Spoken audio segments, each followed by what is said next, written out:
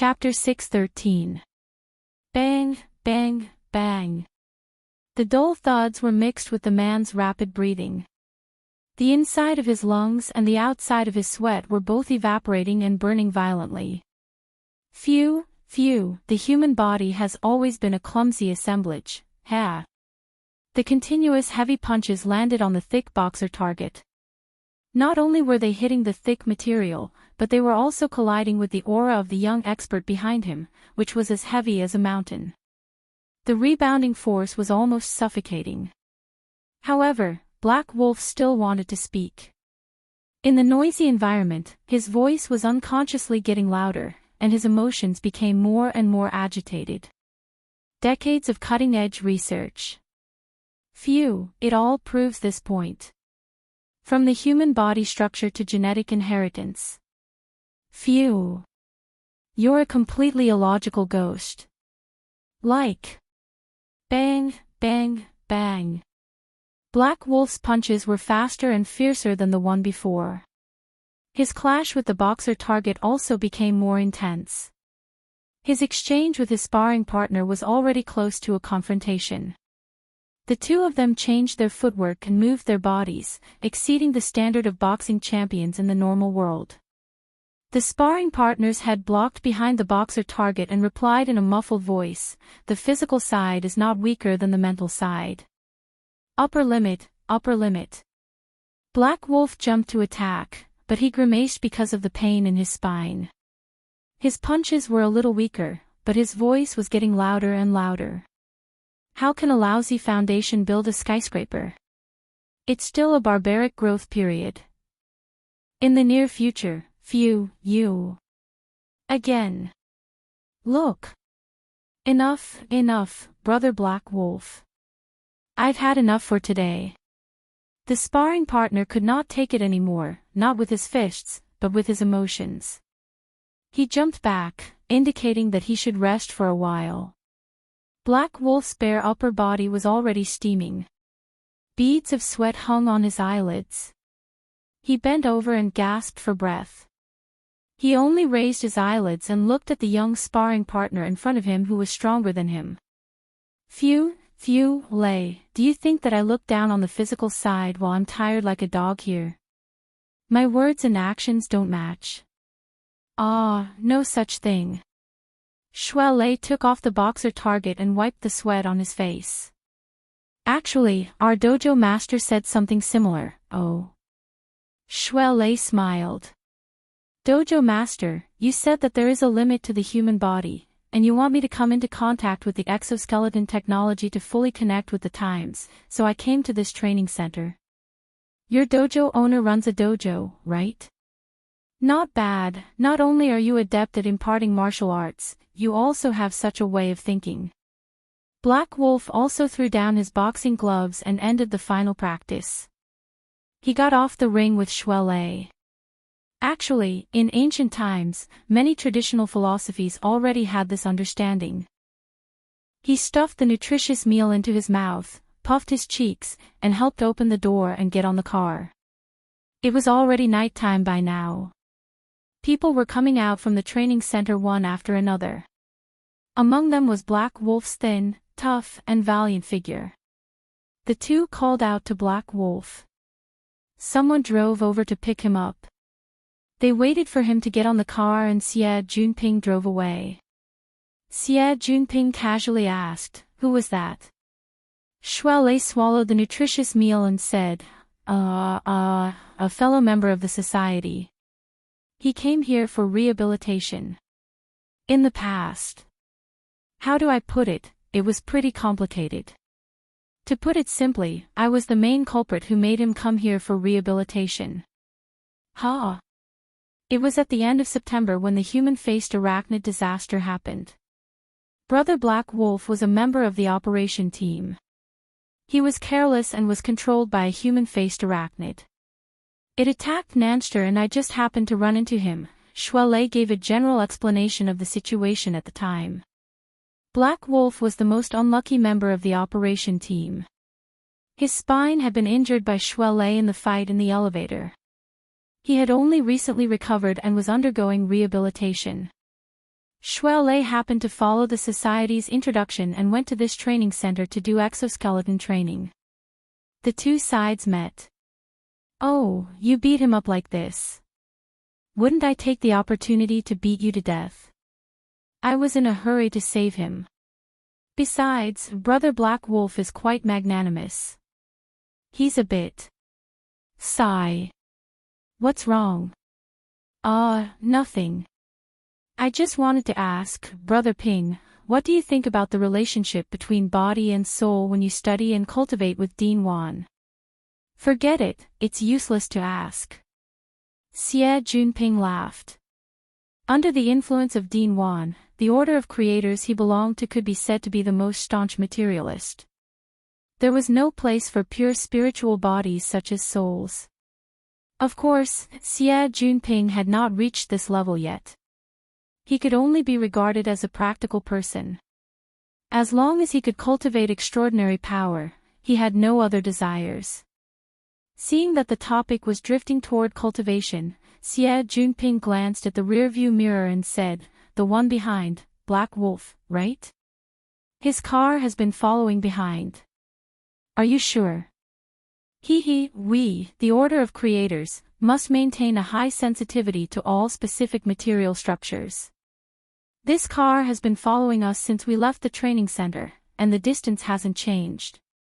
Could it be that Black Wolf wants to find a place to beat you up?" Shui Lei laughed. "Don't think too much. There's only one main road back to the city in the Trigate district. We're not going back to the city, we're going to Acumen College. We've already switched to 2 city highways in the middle, and it's still following us, although that was what they said, neither of them took it seriously. What happened behind them seemed to be fair and above board. Maybe it was just a coincidence. But half an hour later, they arrived at Acumen College and entered the underground parking area. Looking at the flying car behind them, they couldn't help but look at each other. Xie Junping gasped. He's not really here for revenge, right? Can I get out of here first?" As they spoke, the car behind them pulled up. The window on one side opened, and Black Wolf waved at them. "Lei, you're here too. Isn't it the weekend today?" Shui Lei greeted them from behind Xie Junping. He couldn't help but be surprised. "Brother Black Wolf, you guys are," Black Wolf grinned. "Senior brother and I took a private job from the Starry Sky Club, so we came over to take care of it." The senior brother Black Wolf spoke of was the person sitting in the driver's seat. He looked to be middle-aged. His hair was slightly gray, and he gave off a sense of vicissitudes. Apart from that, there were almost no other striking features. While He Lang was talking about himself, he nodded to Shui and Xie in acknowledgement. He looked calm and reserved, not the kind of person who liked to socialize. Everyone had things to do, so they didn't say much. They parked their cars and parted ways. Xie Junping and Shui Lei took the streetcar. The exit was near the South Bank Auditorium, so they could only walk for the rest of the journey. They hadn't even taken a few steps on the bridge when they heard a noise in the sky. Lights gathered and projected into the forest.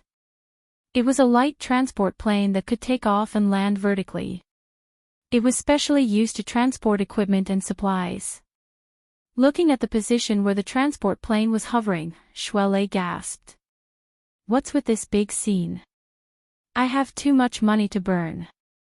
Xie Junping was like an extreme hater of the rich, drawing Shui Lei's sidelong glance. Xie Junping continued to smirk. "The more I work, the more I find these silk pants to be an eyesore. F***ck. It wasn't easy to build up this place, and now it's turned into a construction site." Xie Junping's feelings for gear could be said to be second only to Luo Nan's. This building had been cleaned and renovated twice, and he had been the one to do it each time. He hadn't even paid this much attention to his own house. Xie Junping couldn't help but feel uncomfortable seeing the fruits of his labor change beyond recognition. He mumbled to himself as he walked inside. He walked from the forest path to the small plaza in front of him. He was just about to enter the lobby when a shadow suddenly leaped past his feet, bringing with it a gust of wind. Chapter 6:14. The shadow suddenly came to an abrupt stop, and its plump body slid on the ground, leaving a long wet mark. In the next second, Jerry, the muskrat that had already become Rui Wen's pet, plunged over and hugged Xie Junping's trousers with quite a bit of strength. Ouch, my pants, my shoes. No one knew where Jerry came from, but the fur on his body was half dry and half wet. He swung his long tail, causing the ground to crackle. He looked anxious and restless. Xie Junping said that he disliked it, but if he was really angry at it, he wouldn't have called it sun. He and Jerry could be said to have gotten to know each other through a fight. Back then, they had fought for several days and he hated this muskrat to the core. But later, this little thing was nowhere to be found. When it appeared again, it had already transformed into Rui Wen's pet. This was how people felt. The same target, but when looked at from a different perspective, the original, torturous, became nimble. The problem was that Jerry was quite aloof and cold. He was someone who would look at the dishes on a plate.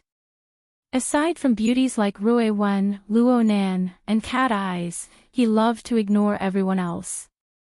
It was unprecedented for him to look for someone to back him up so impatiently. Xie Junping was amused. Hee, you only think of me when there's something. Who provoked my son? While he was playing with it, an elevator went down to the lobby. A group of people went out and happened to meet Xie Junping and the others. The one in the lead was young and had a baby face. However, his eyes were filled with sharpness. When he saw Xie Junping, his attitude was subtle. Senior Xie, are you here to supervise again? Xie Junping looked up and smiled, then lied through his teeth. Brother Oh. It's not like that, I'm just taking a walk to digest my food. The younger brother Oh was Au Quebec. He had just entered his first year of university, but he was already a senior figure in the Mysterious Arts Research Society. He was also a technical expert in the society, and he was quite accomplished in the research of the mysterious arts. Some time ago, the Mystical Research Society was in a mess. The former president, Du Yong, had resigned, and the team was restructured. OK had become the youngest vice president.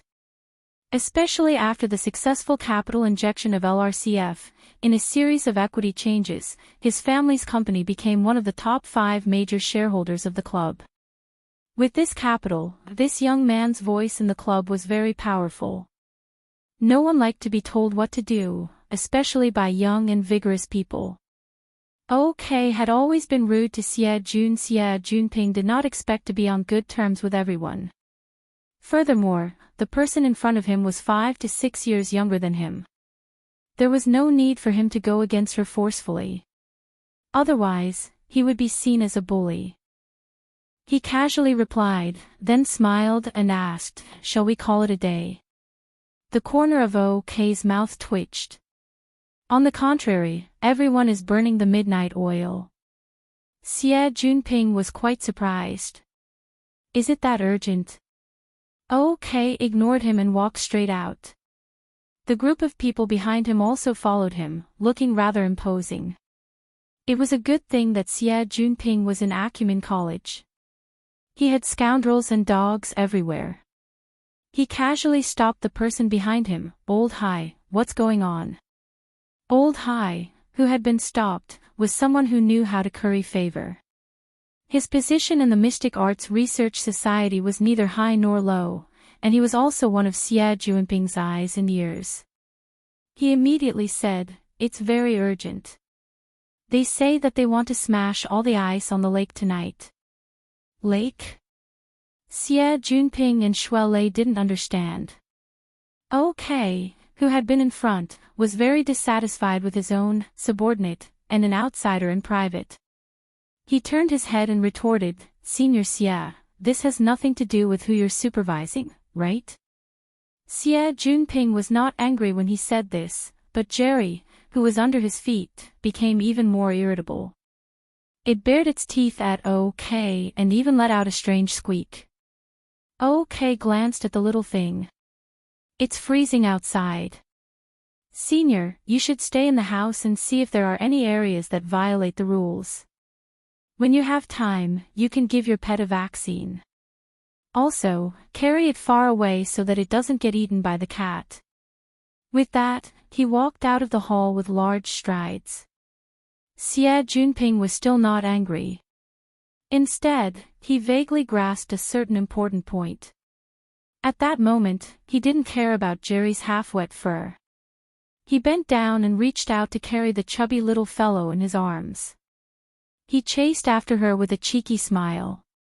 With my son's skills, 1 or 2 stray cats are nothing. Speaking of which, old brother O, are you going to break the ice on the opposite side of the lake? Are you preparing to go winter swimming? OK did not want to answer such a stupid question. In the end, old Heir gave the answer. It just so happens to be the other way around. The society wants to hold a flame ritual. Lighting a fire. Lighting a fire on water. Xie Junping's eyelids twitched. He and Shuelei glanced at each other. At the same time, they thought of the withered tree's sandbar that stood alone in the middle of the lake. Shuelei sucked in a breath of cold air. He couldn't help but open his mouth to ask, but Xie Junping gave him a meaningful glance. He wanted him to first confirm Luo Nan and Rui Wen's state. Xie Junping continued to ask OK with a thick face, Brother O, the water fire is quite innovative. But lighting a fire in the middle of a jungle is a bit of a procedural problem. You don't mind having a discussion, right? OK shot him a cold glance. He wanted to curse, but he still remembered Xie Junping's position in the student council. Oh. Great ambition. Xie Junping expressed his admiration out of politeness. Old Heir cast a glance forward and saw that OK had walked far away. He giggled and spoke in a strange tone. Yeah. Under the stimulation of male hormones, it's strong and straight. Ha. Old Heir smiled mysteriously. Speaking of which, Director Xie. You're no longer on the same level as us Ivory Tower people.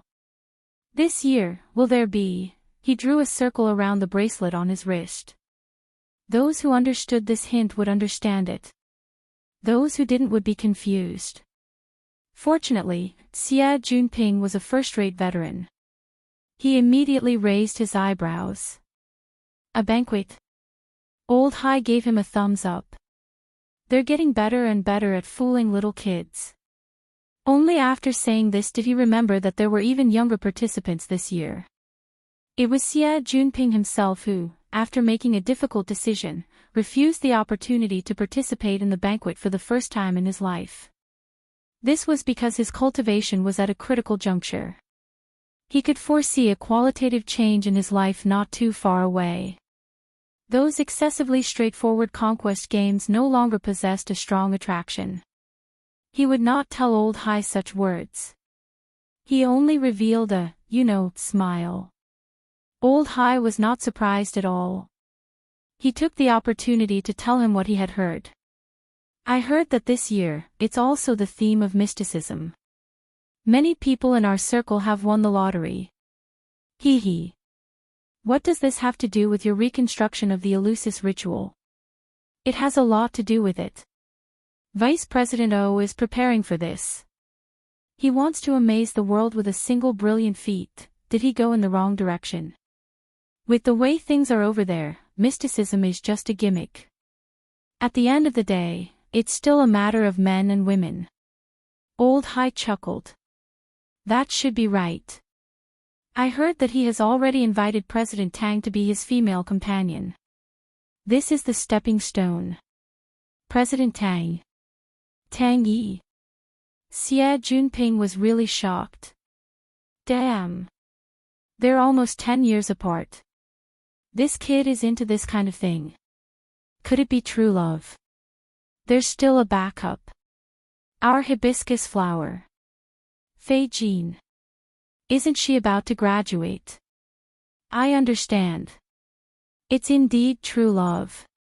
He had just come of age and was already in such a hurry to expose his taste. This kid was still immature. In comparison, the other younger one seemed to be about the same. He was overthinking.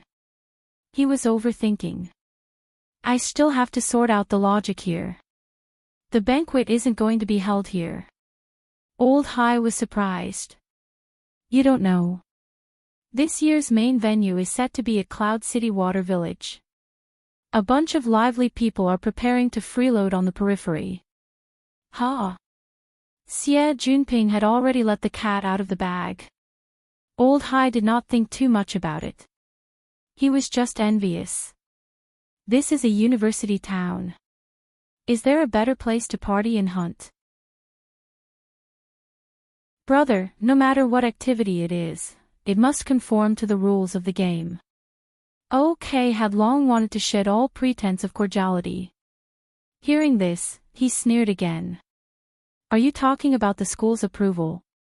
The school office, the student council, the parent-teacher conference, including the society office that Senior Xie is in. If there are any missing procedures, feel free to mention it. If there is one missing, the project will be immediately dropped. But if you can't find it, don't talk nonsense here. When it came to procedures, Xie Junping really choked. For a big society like the Mystic Arts Research Society, they had honed their skills in all kinds of materials and procedures. It was not easy to find loopholes, and it was even more difficult to say anything in a short period of time. While he was choking, OK turned to the others around and shouted, "Listen up, the society's task is very important. Before Christmas Eve, the layout of this place must be completed, and internal experiments must be carried out at least 3 times. Otherwise, the opening of the activity week will be a messy scene, and we will only be able to clean up the mess. Keep your eyes open for the next 2 days, don't let those irrelevant people come and cause trouble. If you encounter any troublemakers, tell them to get lost." This was not just pointing at the mulberry tree but scolding the locust tree. It was basically scolding Xie Junping.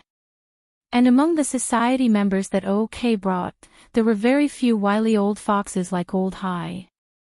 Most of them were newbies who had just entered the society, or perhaps they had long been aware of this. They had been working like cows and horses for the society for many years. Each and every one of them responded to the vice president's admonishment without end. They behaved extremely obediently, setting off OK's imposing manner.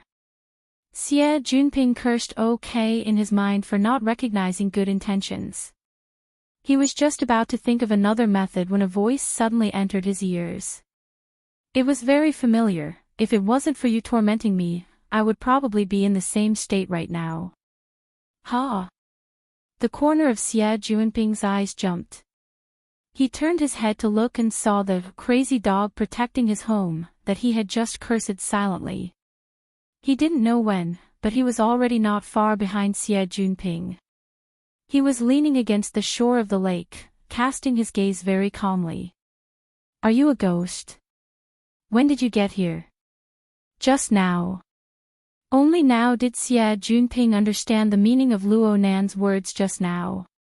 Luo Nan was probably talking about the unforeseen event that happened on the day they first met. Luo Nan brushed shoulders with the Mystic Arts Research Society, but he had an even better opportunity. "Yeah, you want to thank me." Xie Junping was just about to tease Luo Nan when he saw Luo Nan's overly calm gaze. His heart twitched a bit. Chapter 6:16. Now, in the lakeside area, OK was undoubtedly the most worried one. Not only had he suffered a blow to his reputation, but he had also been fatally denied in his profession. Black Wolf's experienced senior brother was the master of mysticism that he had mentioned. Although he didn't know what was going on, he had appeared with Fei Jean and endorsed her.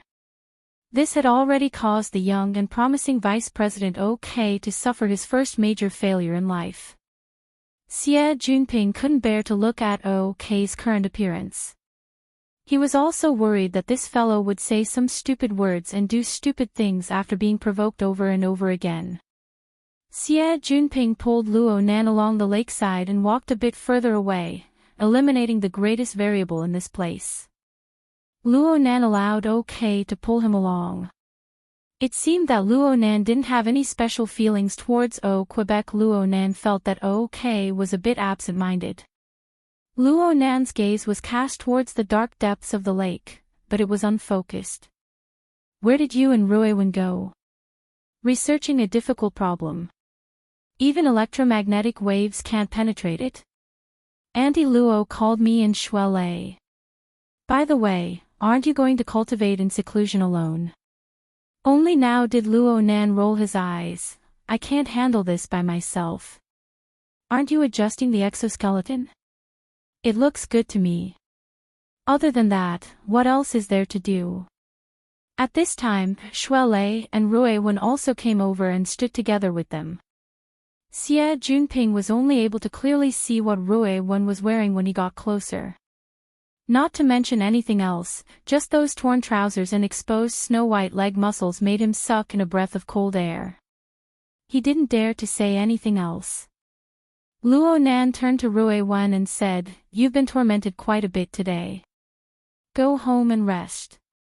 Oh, you were a little exhausted just now. Don't walk by yourself. Let Brother Ping send you back." Xie Jinping's train of thought was a bit erratic, and his reaction was half a beat slower. Before he could even open his mouth to reply, Ruiwen had already shook her head. "I can still continue." Luo Nan refused her. "There's no need to take risks. Plus, today's harvest is enough for me to properly digest and absorb for a while, Junior Nan." Someone opened their mouth to greet him, cutting into Luo Nan's small circle. "Oh, Senior Fei." The one who spoke was none other than Fei Jin. This girl, who had just made a dazzling entrance, abandoned the disgraced OK and walked over with a smile. She wanted to extend her hand and hook Luo Nan's arm like before, but Luo Nan's indifferent gaze stopped her. Clearly, he was not prepared to continue having intimate actions with her. He wasn't even prepared to say, "Thank you." Fei Jin was good at socializing, and because of that, she was good at reading people. Her first contact with Luo Nan's gaze was enough for her to know that her social target tonight lacked patience. Forcefully starting a conversation would only backfire on her. As for the matter of helping just now, there was no need to even mention it. Why would a top-notch genius of the inner world need someone else's help to stand up for him? Therefore, Fei Jin didn't have any thoughts of being arrogant. Her friendly approach didn't work, so she immediately lowered her posture even more. She put her palms together and carefully begged, "I might have been a little abrupt just now.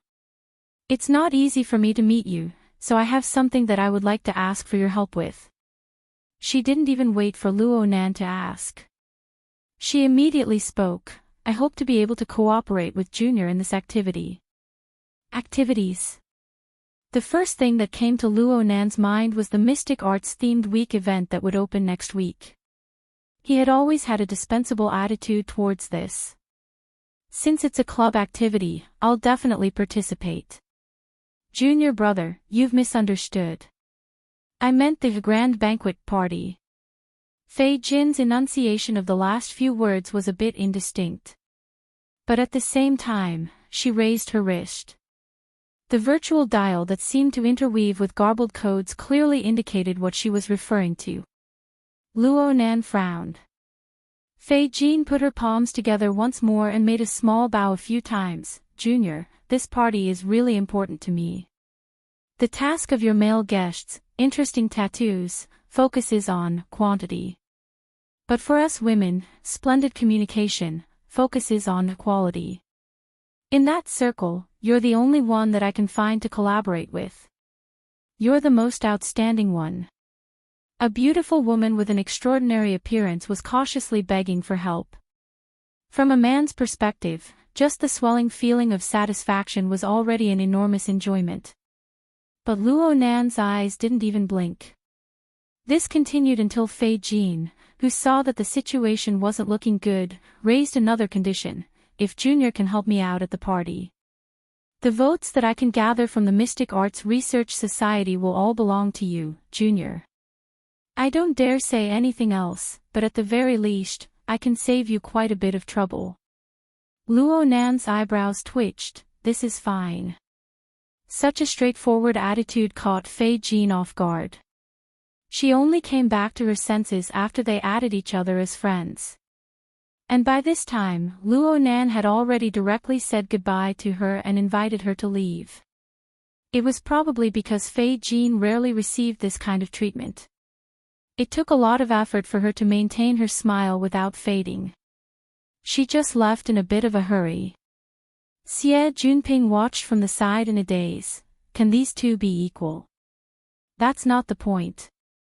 Luo Nan didn't care whether Fei Jin had gone far or not.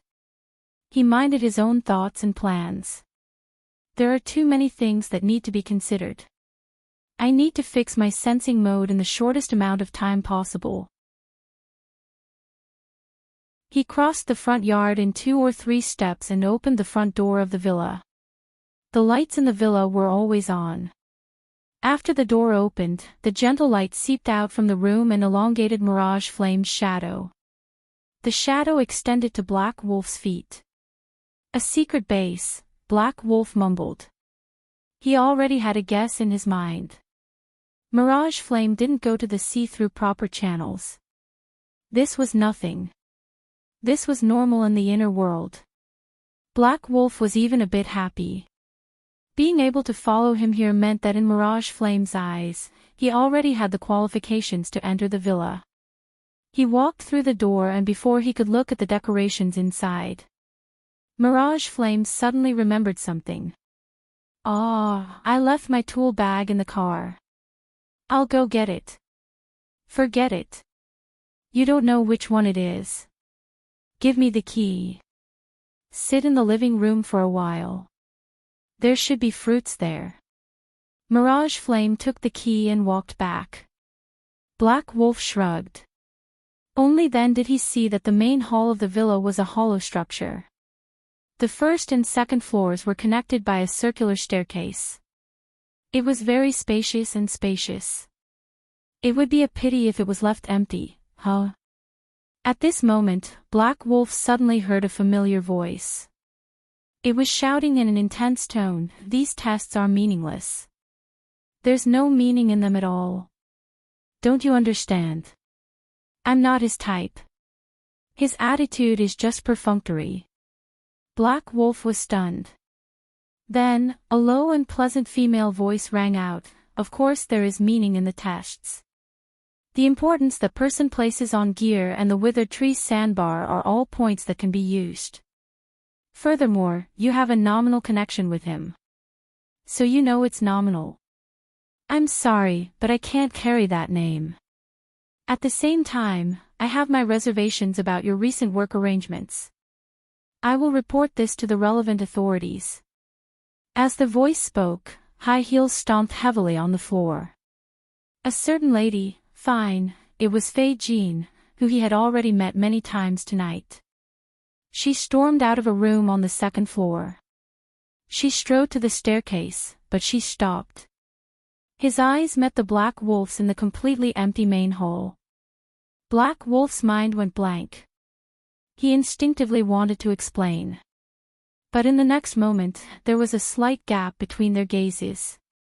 It was also at this moment that a strong sense of fear rapidly spread from her eyes to her entire face. Not good.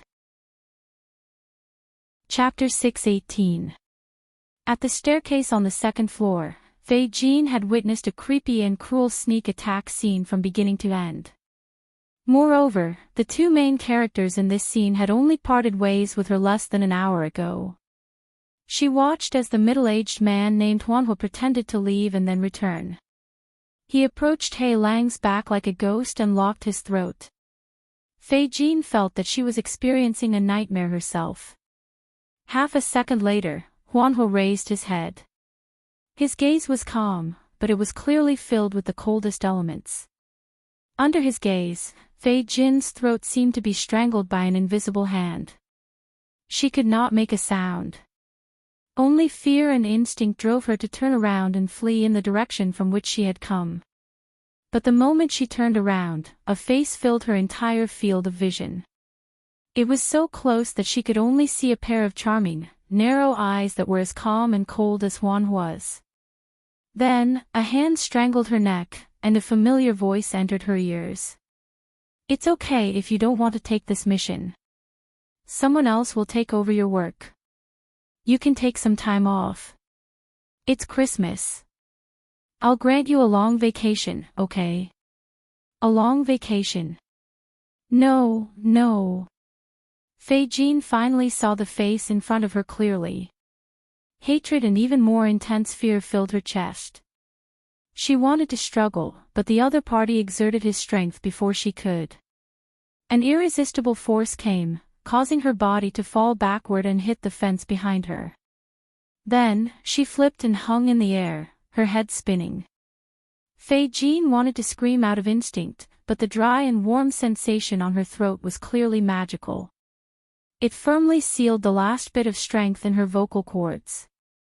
She could only open her eyes wide and let the decorative background of the main hall of the villa and the familiar yet strange face on the second floor twist and weave together.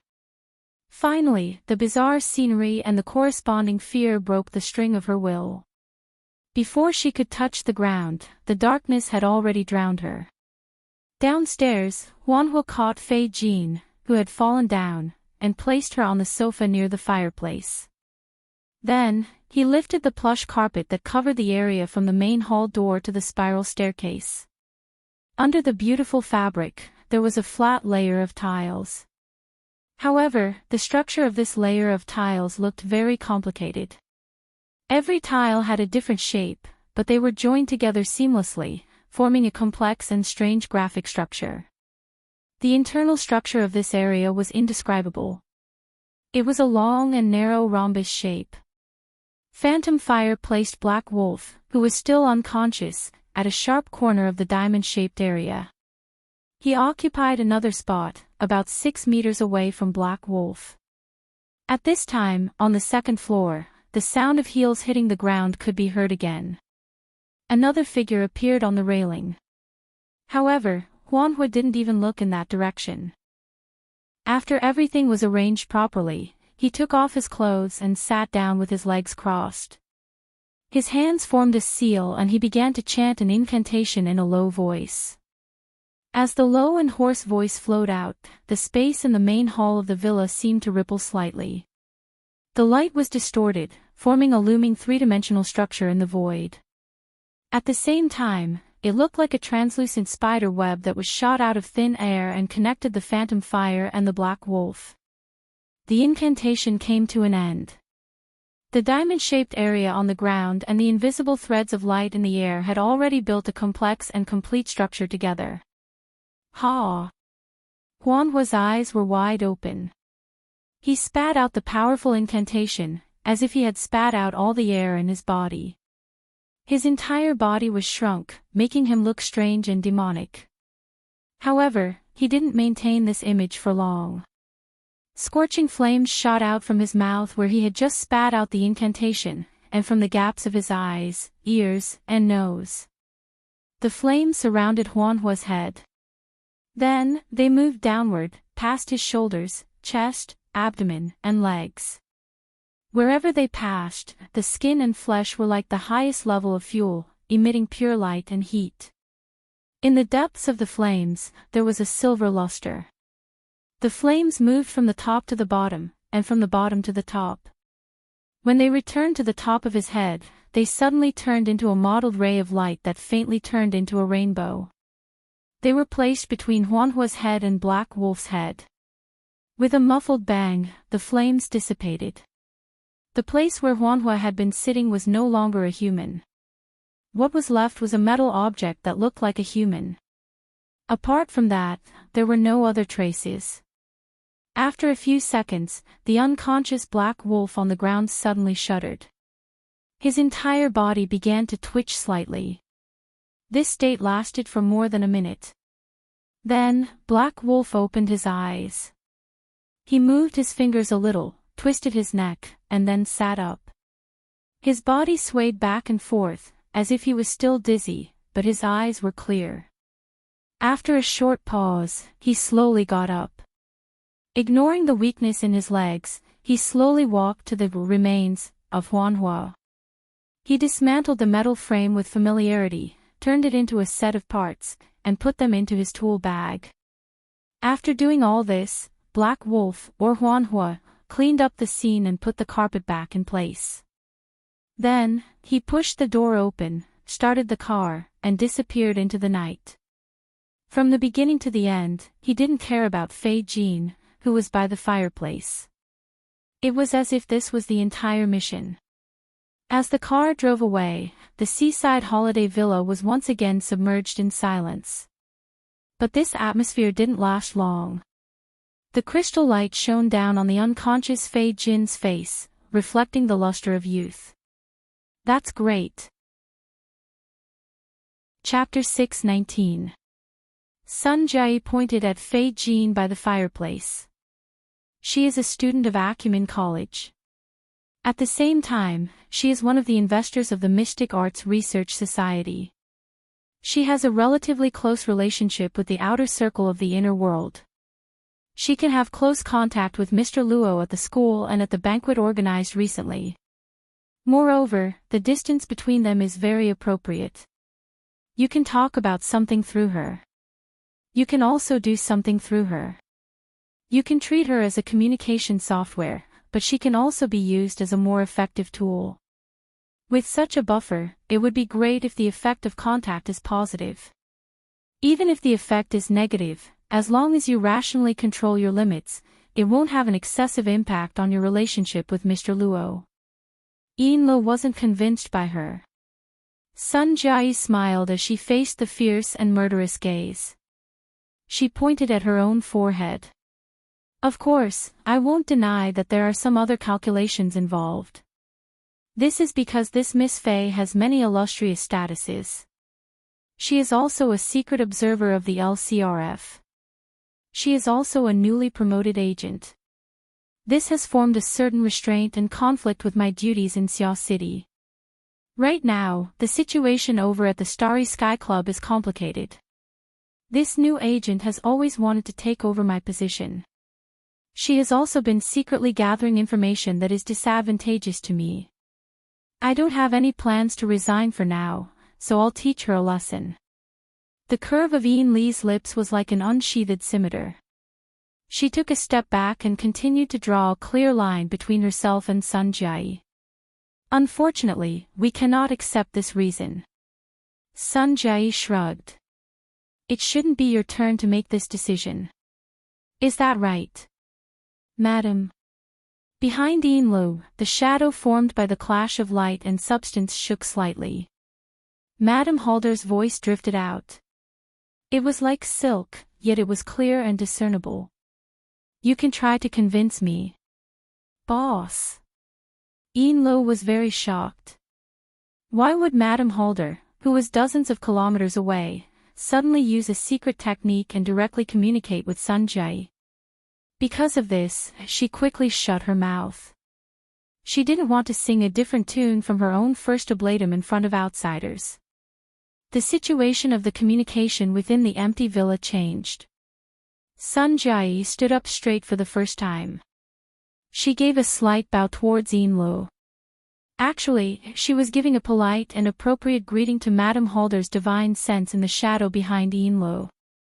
I would be happy to expand on my ideas and advance my work. Do not increase the physical unless necessary.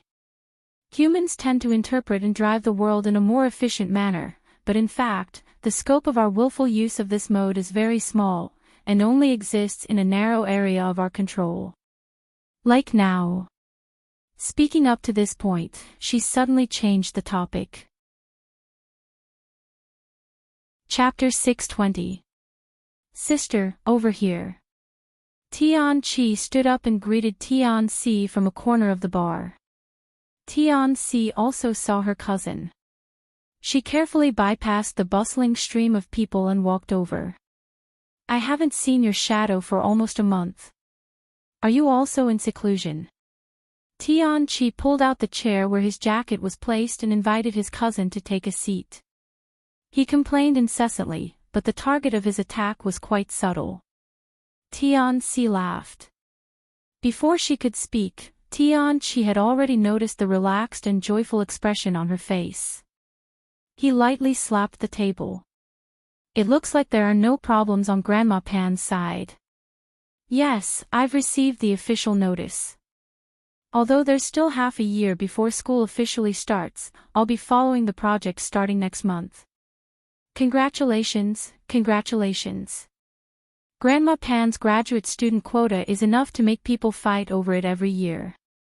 I can only say that I was lucky. Tian-Si didn't want to talk about this topic. She called over the waitress dressed as a witch. A cup of mocha, thank you.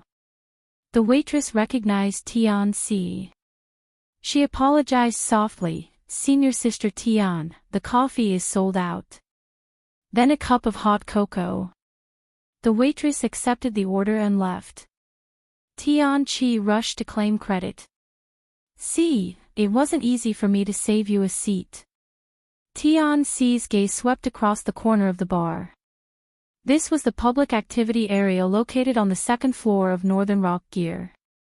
It was close to the sandbar waterway and faced the scenery at the bottom of the lake. It was originally a good place to cultivate the body and mind, but the surging stream of people made it seem more like a popular tourist spot. Your society's theme week is pretty good. You know, it's not purely based on the theme week. Right now, this place is almost bursting with people. I really miss the days when it was just Luo Nan and the others, even though I didn't come here many times. Tian-Chi sighed. He consciously lowered his voice. Sister, did you come here to find Luo Nan? It's not easy to see him right now. I made an appointment.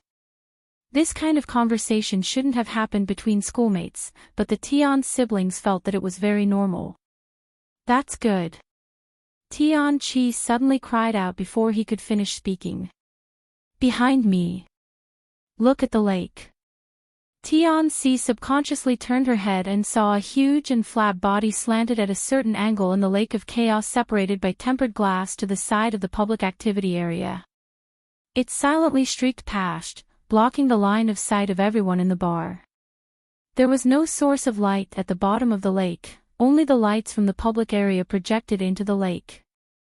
Under the illumination of the lights, the demonic fish that looked like giant bats were showing off their wingspans that were more than 20 meters long and their pale lower abdomen, which had hideous mouthparts, to the tourists.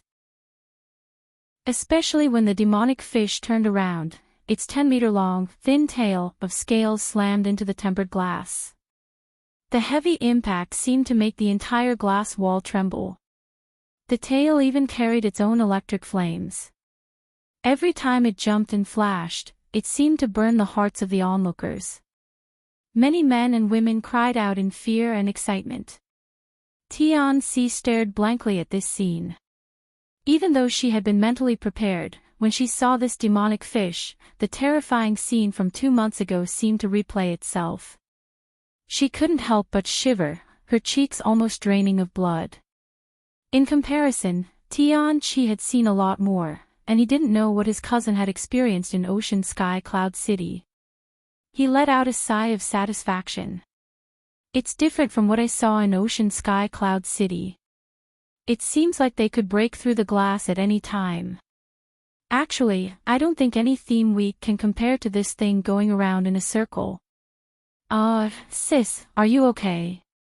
Tian-Si seemed to wake up from a dream, but it wasn't good to turn her head and let her cousin see her current expression. She could only speak randomly. This stingray is the one from Ocean Sky Cloud City. Yes, that's the one. It's grown quite a bit. Who says it isn't?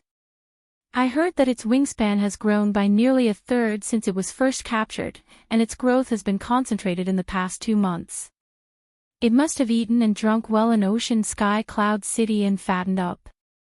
The stingray swaggered around behind the tempered glass for a while, then turned and entered the depths of the lake where people couldn't see. It left the ground full of exclamations of admiration. However, no one here knew that among them, there was someone who had previously come into close contact with this aberration, the kind that was almost eaten. Tian-Si turned around and subconsciously picked up the hot drink on the table.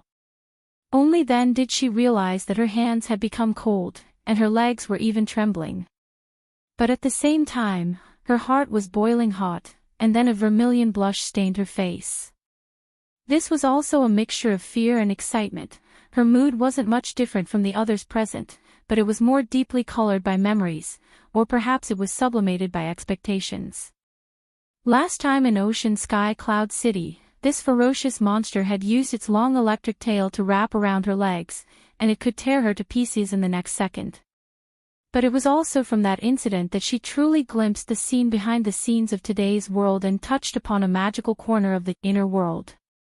She took small sips of the hot cocoa to calm herself down, then asked, "This mutant should be very dangerous. Why did it move here?"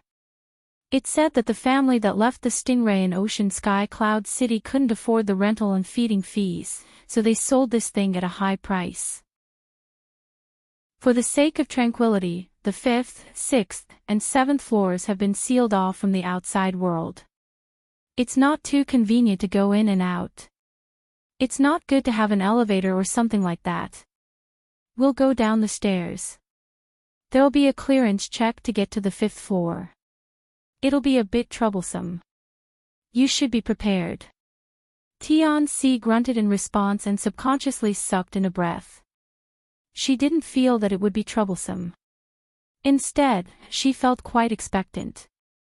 The two ladies walked down one floor at a time. After passing through 2 floors, the clamor of the public activity area was more or less masked. Only the rhythmic sound of footsteps could be heard in the stairwell.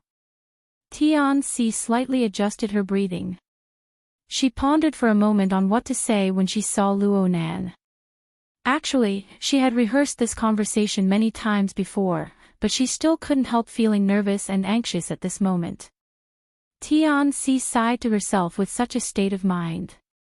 What the heart desires, there must be fear. Perhaps this was a type of blinded by greed. It was at this time that Cat Eyes spoke. "You want to enter our circle?" Tian-Si's inner thoughts had been exposed in a single sentence. She subconsciously shivered and raised her head to look. Cat Eyes raised an eyebrow. "What's there to be nervous about? It's not like you're a bandit. If you want to do it, just say it. Do you want to become an ability user?" The corner of Tian-Si's lips twitched. She laughed self-deprecatingly. "Anyone can probably tell what I'm thinking." Who was the last person who could tell? Luonan. It was Mr. Papercut. Oh. Cat Eyes came to a sudden realization. Though she didn't participate in some matters, she still possessed the relevant information. "You've crossed paths with him twice." "That's right. The matter with Ocean Sky Cloud City will certainly affect you. You must have seriously considered it for you to be able to endure for so long before saying it." "Actually, I didn't say it." Tian-Si didn't dare to say these words. She could only nod. Papercut is a rather steady person. He didn't blindly encourage you back then, did he? Tian-Si shook her head immediately. The matter with Ocean Sky Cloud City didn't need to be mentioned. She had yet to recover from the shock, causing her memories to be a bit messy. Her memories were especially deep and fuzzy. However, she had a clear memory of the entire matter from the get-together at Aurora Cloud City. She remembered that she had once mustered up the courage to ask Papercut, but he seemed to have intentionally avoided this topic. Cat Eyes snorted. "He's quite responsible. His mind is clear. He knows that this is a field where talent is the most important." Talent. Chapter 621. Cat Eye's super blunt words caused Tianxi's cheeks to turn pale. She felt as if her feet were covered in lead, unable to lift them up. She unconsciously stopped walking, and Cat Eye's immediately stopped as well. The two stood in the stairwell, and the atmosphere naturally became heavy. Tianxi knew that she had lost her composure, but she was unable to control it.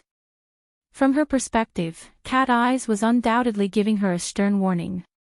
Cat Eyes told her not to have wishful thinking and enter the level and domain of the inner world.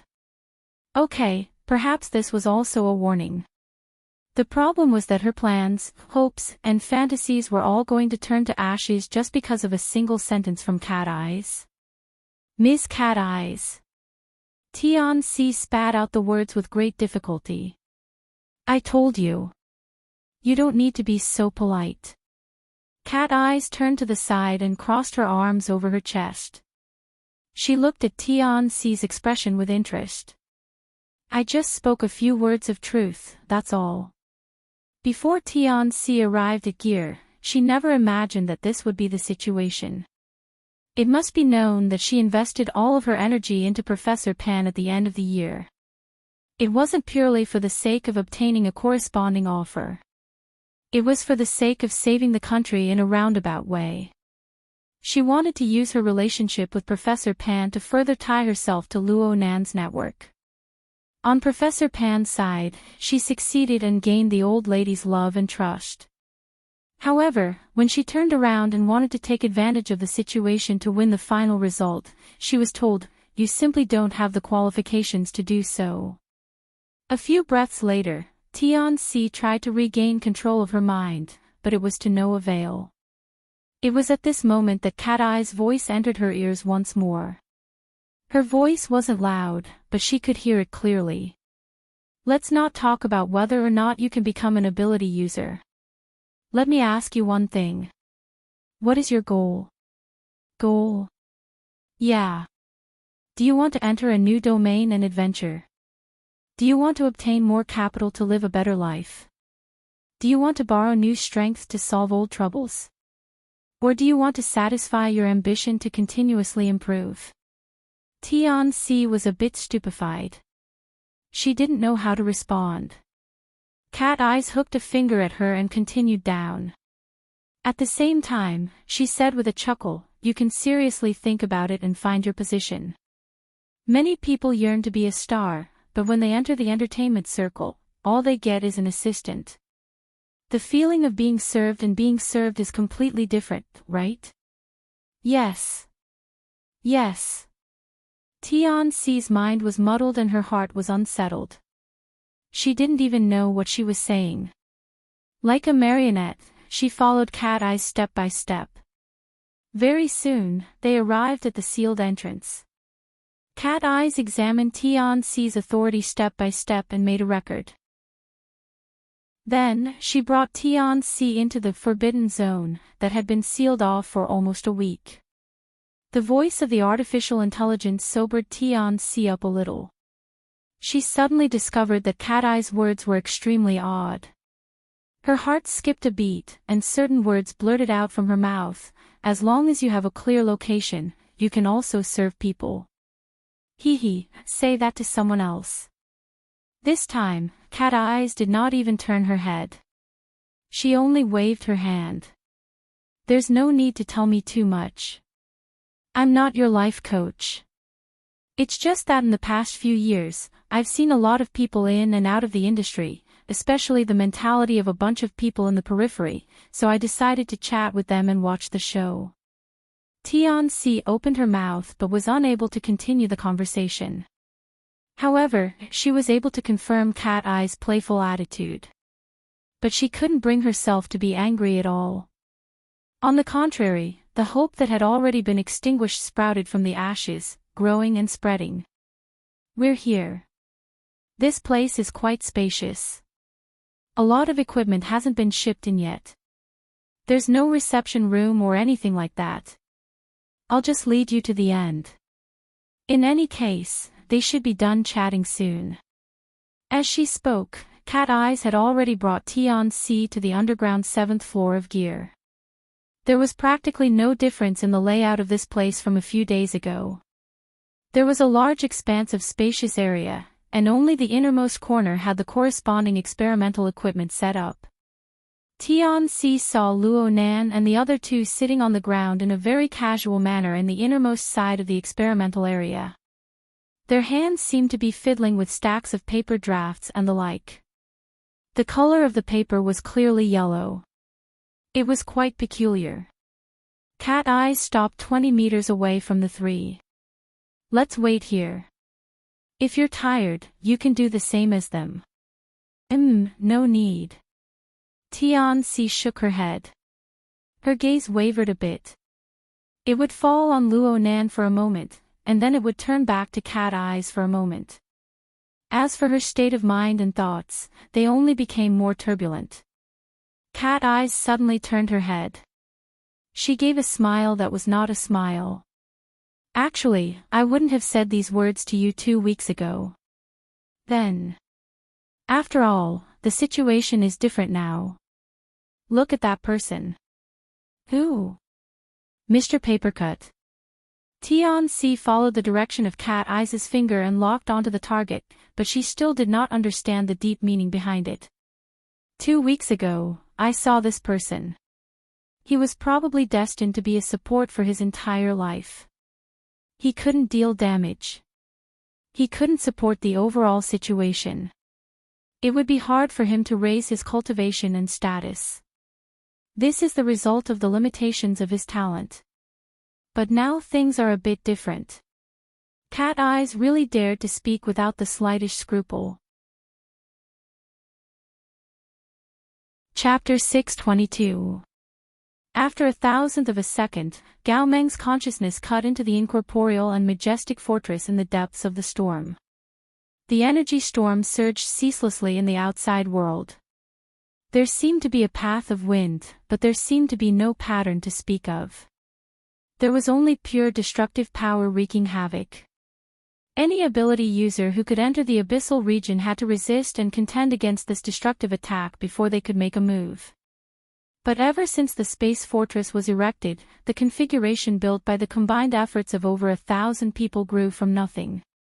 It grew stronger bit by bit, using a steady and conservative method to gradually expand its domain and deepen its imprint. This was a continuous process. In the overall design of the Ring of Blood Intent, a seed, a tender sprout, grew and catalyzed step by step, gradually becoming a towering tree that could resist the destructive storm. Just this alone made the Ring of Blood Intent, which Luo Nan promoted, ranked among the greatest inventions of the inner world. Gao Meng did not need to borrow external force to mentally wander in the center of the abyssal region. But how could a short period of time, measured in seconds, compare to the stability and safety of the fortress? The space fortress constructed by the Ring of Blood Intent was already the top choice of the ability users of Xia City. Even if they had nothing to do here, it was good to be able to admire the scenery of the abyssal region and watch the gods fight. Whether it was Gao Meng or the other ability users of Xia City, they were all having fun in this space fortress. But who would have thought that its inventor was no longer satisfied with his current achievements? He was currently attempting to make changes to it with a high degree of passion and urgency. The telepathic guidance is very clear. It still maintains its independence. It doesn't affect others. Gao Meng lightly scratched the thin talisman paper outside his bracelet. He felt the special ink fuse with the paper. It naturally guided the interference power to transform into an even finer and more exquisite power structure. It was just as Luo Nan said, don't bother two masters for one thing.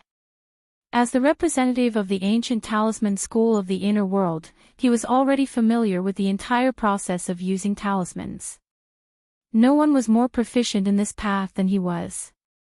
Although Papercut was an expert in this field, there was still an insurmountable gap in his cultivation realm. Look at the main point.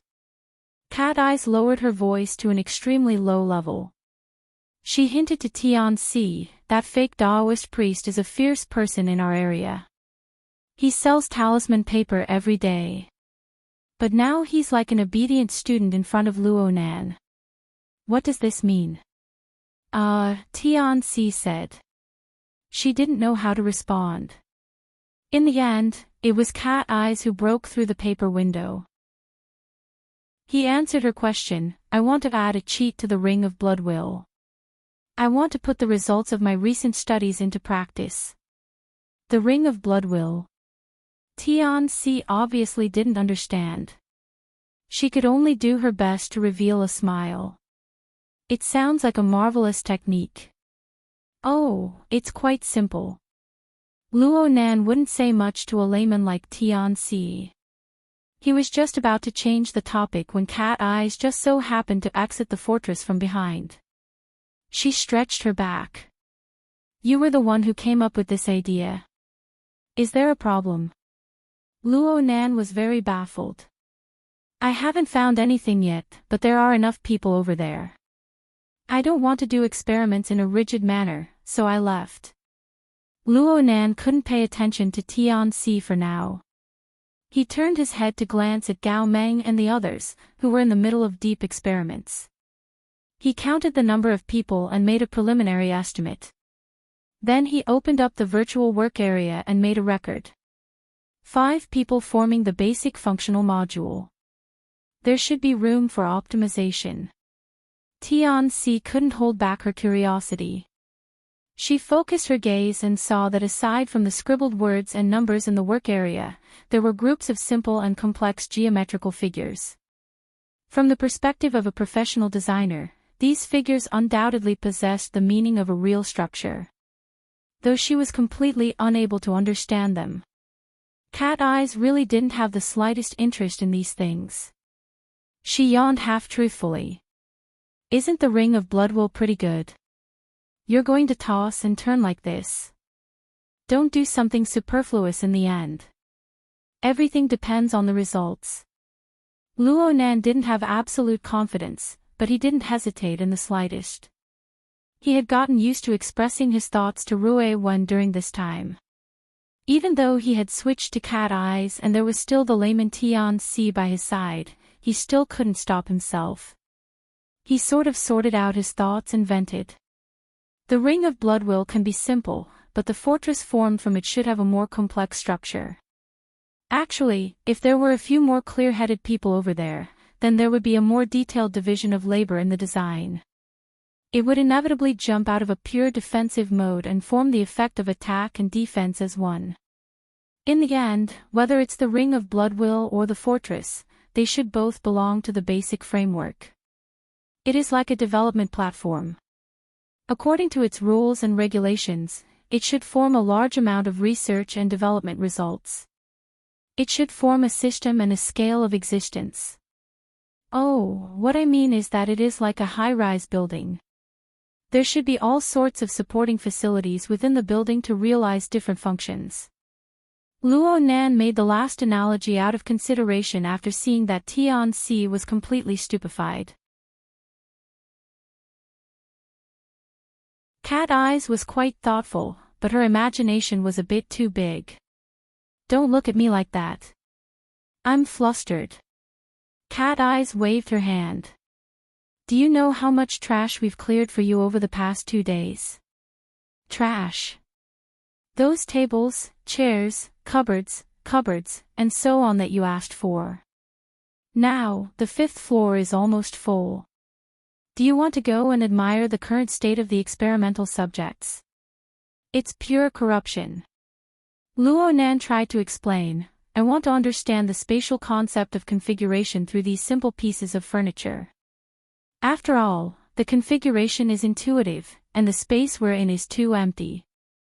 If we want to switch, we need to start from the basics. Cat Eyes raised her hands in surrender. Please spare me. It's fine if you go crazy by yourself. Don't drag me into this. You're the one who's going crazy. Luonan cursed silently, but it looked like Cat Eye's temper was greater than his. I just want to say that if you want to be a Frankenstein, you can just say it. Let everyone be prepared. Others treat you as a savior, but the ark you've sat on is actually a man-devouring demon's lair. Luo Nan frowned. What are you talking about? Cat Eyes stared at him. The Blood Intent Ring and the Abyss Region Fortress are your experimental grounds, right? It's a good idea to test your inspiration, but there are practically all the elite ability users of Xia City there. Don't overdo it and capsize the ship. You'll be a sinner for all eternity. Luo Nan didn't get angry. Instead, he spoke with an extremely certain attitude. The plan I'm bringing out is certainly the most mature plan. In fact, the maturity and firmness of the fortress surpass your imagination. A few cheats, whether they succeed or not, will absolutely not shake the foundation. I'm not talking about that. Then what are you talking about? Even though you haven't been playing with that old hoodlum Ghost Eye for the past 2 days, do you dare to say that your previous practice was purely for the sake of improving and increasing? Even though there was no one else in the stairwell, Cat Eyes still lowered her voice. I don't know about others, but I'm a cat trapped in your cage. I'm choked to the point of nausea from your killing intent. She reached out to press down on Luo Nan's shoulder as she spoke to this point. She moved closer to his ear and said, You're definitely thinking of doing something dangerous, right, Mr. Captain? Are you playing in a play? Luo Nan retorted in a bad mood. He knew that there were some things that he could not hide from Cat Eyes, who was in the same closed system. He didn't bother hiding it either. I have my own considerations. Of course. Of course. It's the same for everyone. But can you not be too impatient? I'm impatient. I'm starting from the basic configuration, bit by bit. Of course it's fine if you keep doing this. You see, I'm helping you find experimental materials, right? But the problem is, don't do things the way you did on the night of the 14th again, okay? Luo Nan's words struck him back to the night of the lecture half a month ago. He really did not understand Cat Eyes' meaning. What happened to me on the 14th? Did the lecture bother you? Hee, I hope you're just purely lecturing. Luo Nan's brows locked tightly as he locked gazes with Cat Eyes. A moment later, his gaze converged and his cheeks drooped slightly. I understand. Yes. While he was lecturing, he had adventured over the Pacific Ocean. He had engaged in a remote contest with 2 extraordinaries. He was indeed under the suspicion of being irresponsible. He had nearly capsized that time. He had implicated over 1,000 ability users of Xia City who had already mentally traversed to the space fortress. Cat Eyes brought up this matter again after half a month had passed. Was it because she felt that he had been too impatient during this period of time? Luo Nan didn't say anything more. It was good to understand some things tacitly. With the matter of Gong Qi pressing down on his heart, it was hard to avoid being impatient in his actions. He originally wanted to resolve this problem in the near future. He never thought that he would discover an even deeper mystery after taking Rui Wan on a trip to the cloud world. In a certain sense, this was a harvest. A great harvest. But if he didn't handle it well, he would undoubtedly dig a hole for himself. Luo Nan walked back with his head lowered. The layers upon layers of stairs beneath his feet were monotonous and unchanged. But in the end, there was a limit and an end. But if he wanted to dig out the deeper mysteries of the cloud world, it was an enormous project that couldn't be measured. In the face of this enormous workload, killing Gong Qi was like a small problem that wasn't worth mentioning. It was like traversing 100,000 mountains just to pluck a single fruit. That fruit had clearly been within reach not too long ago. This intense contrast really tormented Luo Nan quite a bit. Right now, he would silently recite the word patience several dozen times every morning. Only then would he be able to concentrate his energy and throw himself into the research work of basic configurations. Why did he create his own famous aphorism? This sort of hipster behavior forcefully encouraged himself from the ruins of his anxious and frustrated mental state. Cat Eyes' low voice continued to transmit over. There are some things that can't be done in a short amount of time. It's not bad to put them aside for now. Luo Nan let out a "ha." He didn't respond. Cat Eyes continued to speak. Though I don't want to mention it, you are indeed in the position of leader right now. It doesn't matter if they are attracted to you or if they are imprisoned. Many people are acting according to your train of thought and thoughts. You are anxious, and many people can't help but be anxious as well.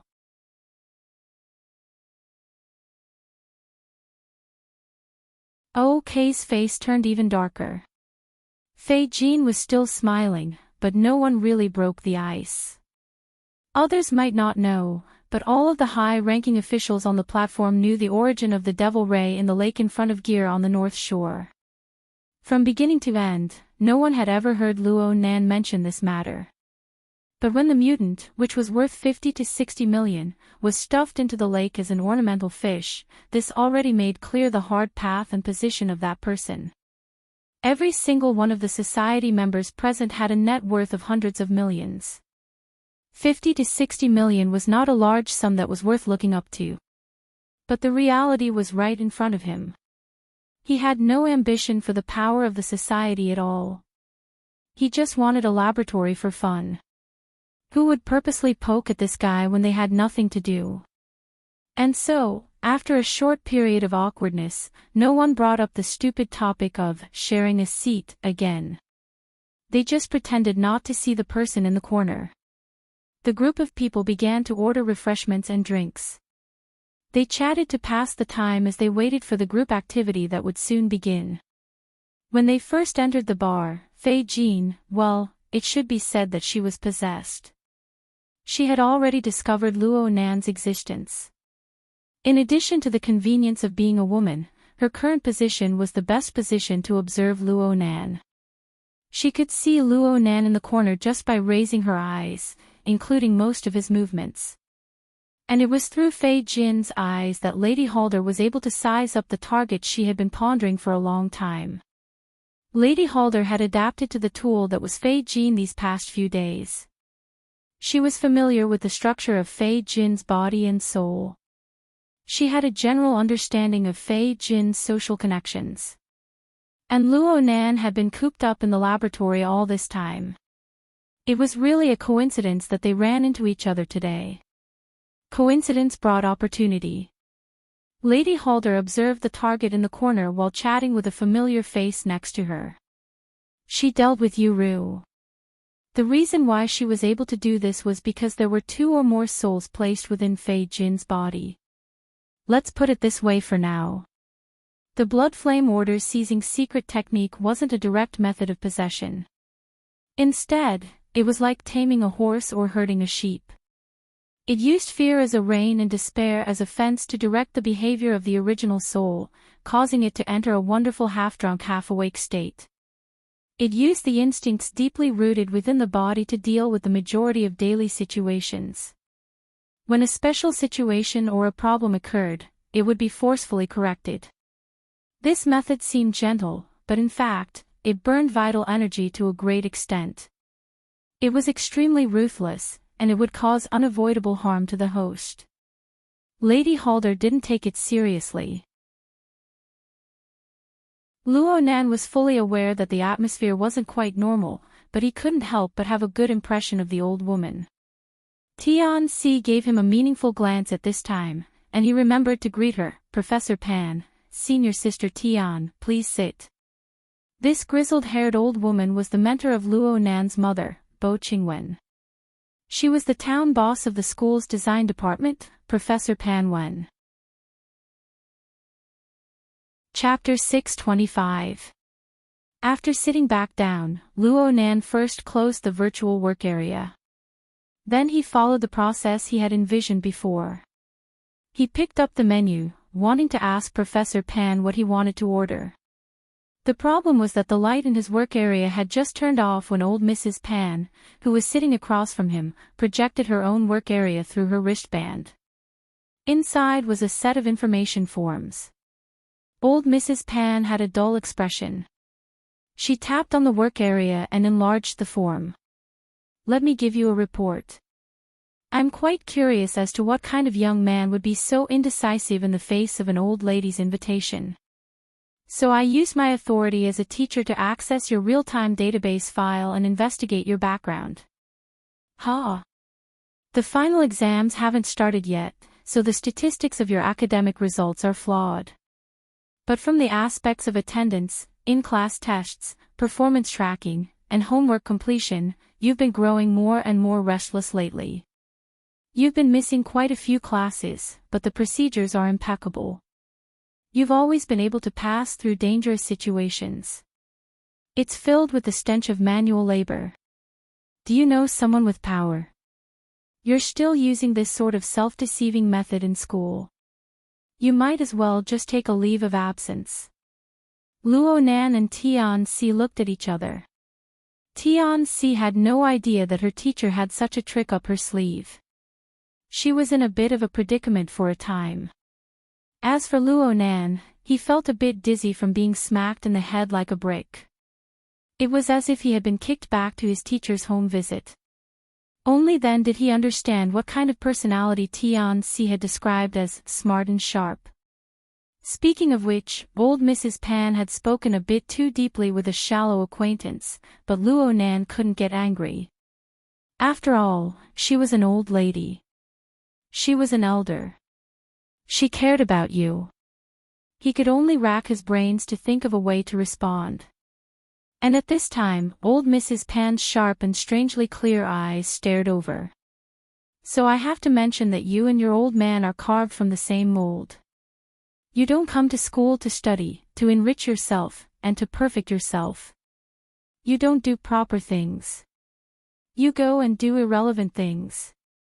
You stir up trouble that you shouldn't get involved in. You also stir up the hearts of innocent girls and so on. Professor Panwen spoke without thinking, but Tian Si felt quite awkward listening to him. She braced herself and gave the old lady a bit of a reprieve. As for Luo Nan, his head and face were truly covered in dirt.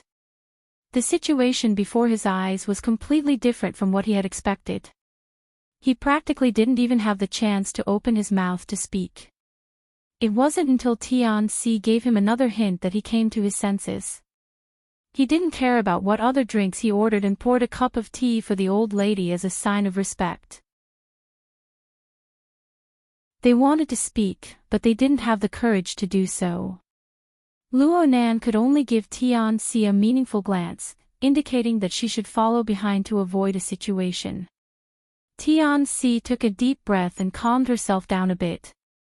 She nodded in understanding. Just as they were exchanging meaningful glances, the old woman in front of them suddenly stood still. She half turned around and said, "Luo Nan. Right?" Yes, Professor Pan." Luo Nan subconsciously straightened his body. Old Mrs. Pan's expression didn't change.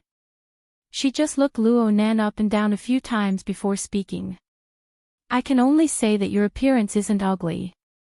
I heard that your family's conditions aren't that extravagant, and your glib tongue isn't that nimble. Presumably, you don't rely on your face, money, or flowery words to live. Of course, you don't have the temperament of a leader. You have no way of making others bow down to you." Luo Nan was stupefied. He didn't know whether or not he should accept these evaluations. Old Mrs. Pan continued to speak, but even so, you still have Tian Si and a few people to help you. You can even change the school's database. It's impossible to do this just by relying on a person. I think that at the very least, you should be relying on your own ability to make a living. If that's the case, then you're similar to Qingwen. That's good. The old woman suddenly smiled. The wrinkles at the corner of her eyes bloomed, but it was gentle, calm, and peaceful. Then she turned around once more. Her steps were gentle, and she walked against the flow of people as she left, step by step. However, the last 3 words lingered between her lips and teeth, echoing in Luo Nan's ears. Chapter 626. The people of the Mystic Research Society were certainly unable to hear the conversation between the old lady and the young man in the corner. However, the odd atmosphere was enough for some people to see some clues. There were professional enthusiasts like OK among the high-level cadres of the Mystic Arts Research Society. There were also gossip lords who were extremely interested in private relationships. What's going on between old lady Pan and this Luo guy? Even if a 10th grade kid used his connections, he wouldn't be able to get into the School of Design. Where the hell did you guys do your homework when you were bidding? The designer of North Bank Gear is this bro's mother. Looking at the time, he was probably old lady Pan's disciple back in the day. Oh, I remember now. A few days ago, Xie Junping chattered on endlessly. I got tired of listening to him, so I automatically blocked it. With this gossip lord mentioning it, it was hard for the two platforms to deliberately ignore Luo Nan's existence. The direction of the discussion naturally changed. Luo Nan's name was like a thunderclap piercing the ears of this group of cadres of the Mystic Research Society during this period of time. Sealing off the third underground floor, directly confronting Vice President OK, raising a devil ray. These methods simply made it clear that Luo Nan was a big shot. This was a big shot that had appeared out of nowhere. Random people should get out of the way. But this kid clearly didn't even make it to the last bus to join the society. It seemed like his family background wasn't particularly outstanding. Was this gorgeous turn of events meant to harm the eyes of the people of the Mystic Research Society? Such an abrupt turn of events naturally created enough topics of discussion. If one were to dig deeper, there would be enough gossip waiting to be discovered or created. After pondering a few times, someone really did dig out a bit of information. Speaking of which, I've heard this name before. Hee hee. You guys probably won't be able to guess who brought it up. The suspenseful technique was clumsy enough, but the timing was good. Others would pinch their noses and support him. The suspenseful person didn't let the gossip lord enjoy the limelight amidst a bunch of jeers. He successfully attracted a wave of attention. Only then did he reveal the answer. It's our great president. President Tang Yi. I just remembered it. That was at the end of September, right? The club's shares hadn't changed yet, so I was in charge of the entrance test for new members. At that time, senior sister Tang was pretty much out of the picture and was only a vice president in name. But that day, she specifically came over to greet me, saying that she would take care of Luo Nan during the interview. In the end, Luo Nan didn't come at all. That's why I have such an impression. Hey, what's their relationship? Go wash up first. Only then did someone come to their senses. They hurriedly stood up to stop the fight. No matter who was right or wrong, they had to first persuade them to leave. This was to avoid making an even bigger joke in public. 8-trigram Lord's brain was basically muddled right now, but he was still subconsciously afraid of Fei Jin. He was pulled away by the people around him, and he subconsciously stepped down from the slope. He walked out of his seat while cursing and waving away the support of others. He also tried his best to block out the strange gazes of the people around him as he walked to the bathroom. But before he could take 2 steps, someone passed by in front of him, blocking his path. He raised his head and saw Luo Nan's young and inexperienced face. He's back. 8-trigram Lord and Luo Nan looked face to face. He shivered in the next second and instinctively averted his gaze. It was also at this moment that cold air clearly grew in his cranial cavity. Even his brain juice was about to freeze. He wants to kill me. An inexplicable thought popped out and pounded on his heart. Actually, Luo Nan didn't move at all. He just crossed paths with 8-trigram Lord. 8-trigram Lord's mind was in a mess. He simply didn't notice the multifunctional robot in front of him that was delivering refreshments. He just bumped into it and flipped the tray over. He even had to drink the boiling hot coffee. He screamed miserably and lost his balance. His face fell to the ground, bringing about another wave of chaos. 8 Trigram Lord's miserable state was right in front of them, but the 2 tables of the Mystical Research Society weren't able to react in time. The reason was very simple. Luo Nan's gaze streaked across the 2 tables as he walked back. The cold air seemed to be able to completely freeze the hot drinks on the 2 tables. Of course, the people's reactions and courage were frozen as well. Only when Luo Nan and Tian Si sat back down did someone from the Mystical Research Society get up to check on 8 Trigram Lord's situation. They helped him clean up and treat him. The others looked at each other in dismay. A few high-ranking officers finally reacted. They lowered their voices to the lowest level. That person seems to be, from the circle. Ha! He's the government, the military, or a special person from the Starry Sky Club. I'm C. Oh, no wonder. Why don't we leave? It's too obvious. After all, the Mystic Arts Research Society was considered a professional hobbyist organization. Plus, they were situated in a high-ranking domain with social authority. They had some understanding and contact with some half-true and half-false channels and circles. They soon discovered the mistake in the topic of discussion just now. There was nothing wrong with people with simple backgrounds. There was nothing wrong with people with simple abilities. It was said that this person had been undergoing body modifications through injecting nerve drugs starting from the age of 10. Any expert would be flabbergasted when faced with Luo Nan's greatly mutated nervous system structure. They would be speechless. They could only make assumptions based on the external performance of the target.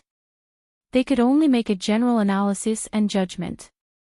The conclusions drawn from Luo Nan's situation were rather rough. They weren't even convincing.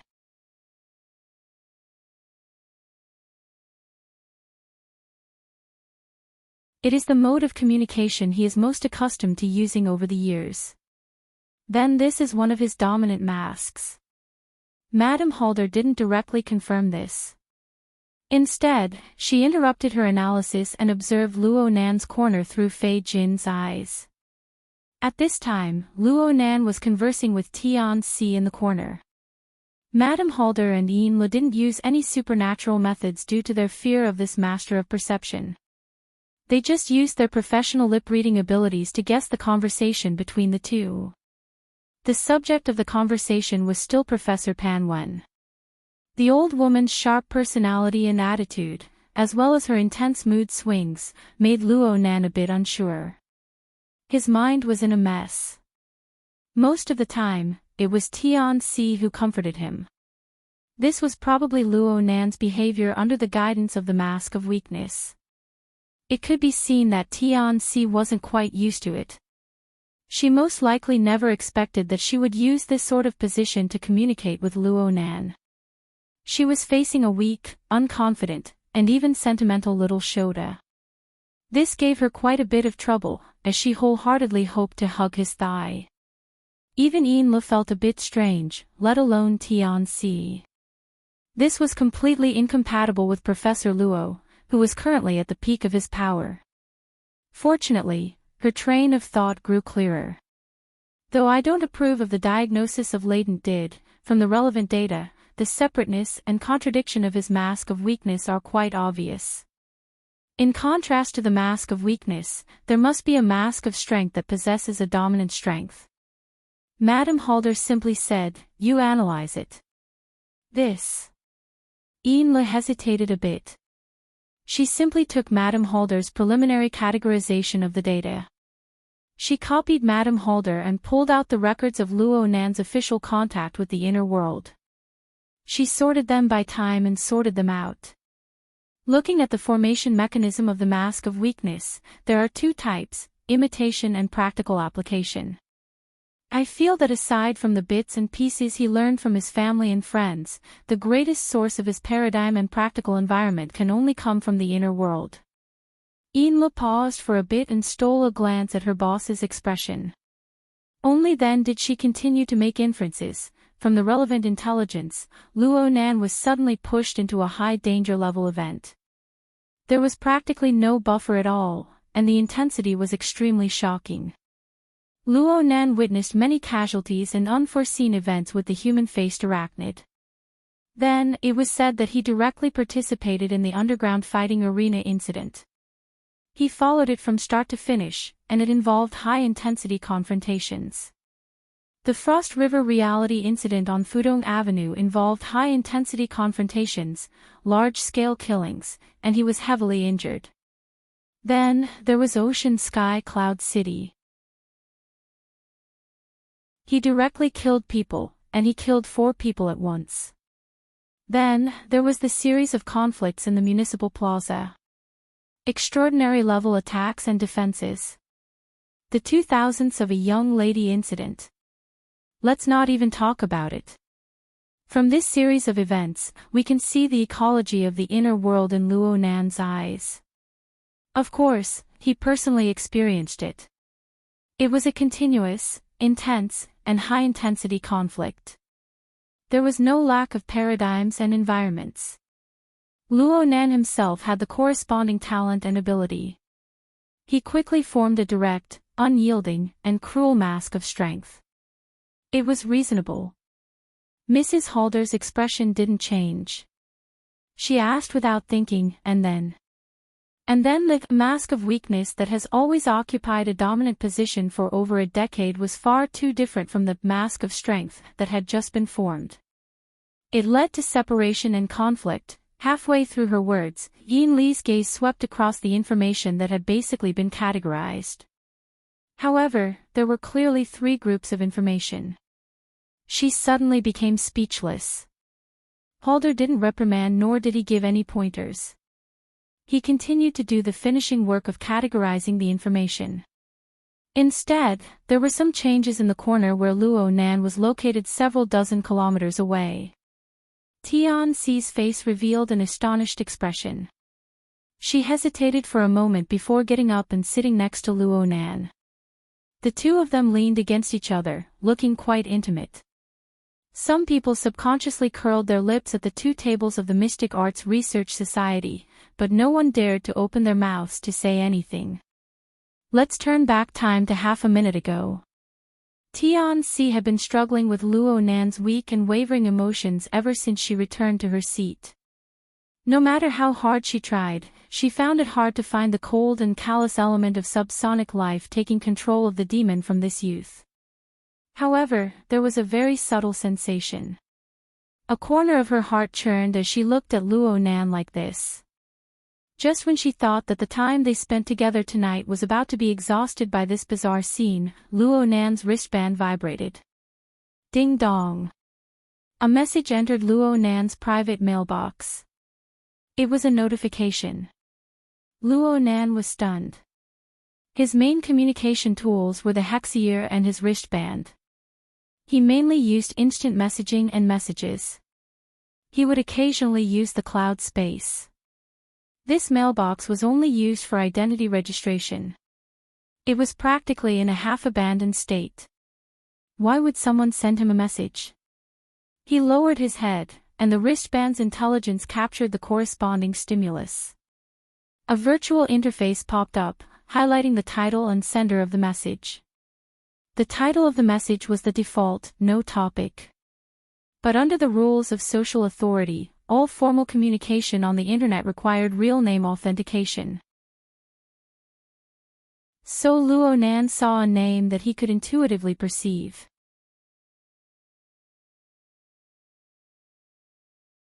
Chapter 628. This is Professor Pan's email number. Luo Nan was greatly surprised. Tian Xi tilted her head to size it up. She confirmed, that's right. This is Professor Pan's private email. She set up her own server. I still remember the domain name. The content of the email was just a link. Luo Nan clicked on it without hesitation. The link led to a cloud space. Encryption measures were set up here. It was a privilege encryption. Only visitors allowed by the owner of the cloud space could enter with their ID. Luo Nan didn't pay much attention to the encryption method. He cut into the interface, and his gaze fell on the highest folder in the cloud space. His gaze was a bit blank. The only folder that could be displayed was named, Applied Research on the Coupled Design of Modern Architecture, Draft. Luo Nan clicked on the folder 2 seconds later, and a message appeared. The target folder was approximately 4 petabytes in size. There were several folders and files inside. This storage number wasn't large, but it wasn't small either. Some people wouldn't be able to store a lifetime's worth of experience inside, but in some fields, it didn't seem to be much. Luo Nan's fingers trembled slightly, and he clicked on it. A traditional window interface was laid out. The densely packed folders gave people a headache at first glance. But from another perspective, every folder was named according to an obvious rule. Letters, numbers, and words were clearly layered. One could vaguely feel the structure and flow of a certain system if one looked at it carefully. Luo Nan scrolled through the interface and scrolled down to the bottom. The interface naturally captured the only document file on the interface. The name was exactly the same as the folder on the upper layer. Applied Research on the Coupled Design of Modern Architecture, Draft. Luo Nan's face twitched. He clicked on it again, and sure enough, it was a thesis. Since it was a draft, the format was relatively casual. His gaze skimmed over it, and it fell on the author's signature below the title. It was impossible for him to overlook it, and it was impossible for him to forget it. Bo Qingwen. Luo Nan's gaze froze. He subconsciously scrolled through the interface during this time, but the words, tables, and diagrams inside seemed to have lost all meaning. Or perhaps his brain had lost the ability to accept and understand. It wasn't until he flipped to the end of the thesis that he saw the scattered sentences that were clearly unfinished, as well as the deliberately left blank space. Only then did he vaguely grasp a bit of context. "Senior, come over here." Luo Nan didn't even know how he opened his mouth to speak. Tian-Si hesitated for a moment. She was most likely frightened by Luo Nan's expression and tone, but she still got up and sat beside him. His gaze, which he had intentionally shifted to avoid arousing suspicion, was now naturally directed towards the virtual interface.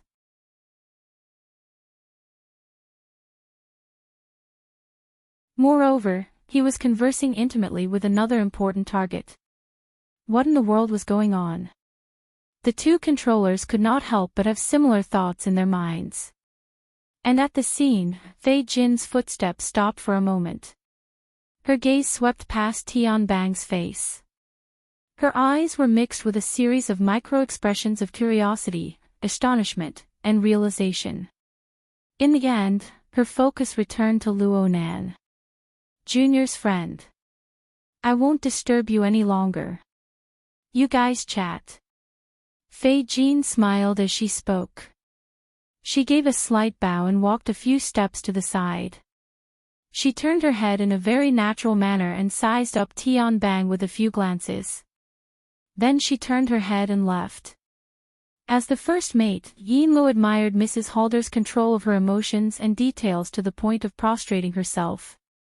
Fei Jin, who had been under Mrs. Halder's control just now, had perfectly displayed the subtlety of a member of the outer circle encountering a heavyweight character like Tian Bang. She had successfully recognized and secretly restrained herself. Forceful words were all about the details, but the most wonderful thing was still the word natural. The automatic conveyor belt brought Fei Jin far away. Yin Lo was still reflecting on the subtlety of their encounter when Mrs. Halder spoke. "Did you feel it?" Tian Bang's current position had already exceeded the range of Fei Jin's natural perception.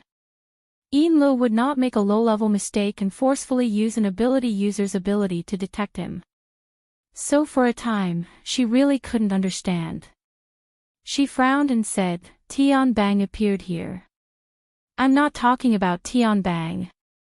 What does the matter we're currently handling have to do with Tian Bang?" "Luo Nan. He Yinlu struggled to free her attention from Tian Bang with great difficulty. She seriously recalled Luo Nan's previous performance. It seems that his relationship with Tian Bang is quite cold. Do you have a more precise description? Mrs. Halder's tone seemed to be a bit dissatisfied. Yinlu just felt a mountain of pressure. She racked her brains to ponder, practically replaying the series of observations she had of Luo Nan before and after they left the elevator. She thought over and over before speaking. He's absent-minded. He's a bit impatient. His eyelids drooped. He has no interest in Tian Bang's words. At the same time, the tips of his feet turned outward, and his body leaned to the side. He's been wanting to leave. Why did such a situation occur? Oh, it's very likely that he received important information that needed to be processed. His and Tian Ci's expressions and actions were quite obvious when we were at the water bar. Mrs. Halder continued to ask questions, not giving Yinlu a chance to catch her breath. This is the main reason why Luo Nan is impatient. But when faced with a person like Tian Bang, even if he doesn't have a deep hatred like we do, and even if he isn't a close friend, he is still a stakeholder.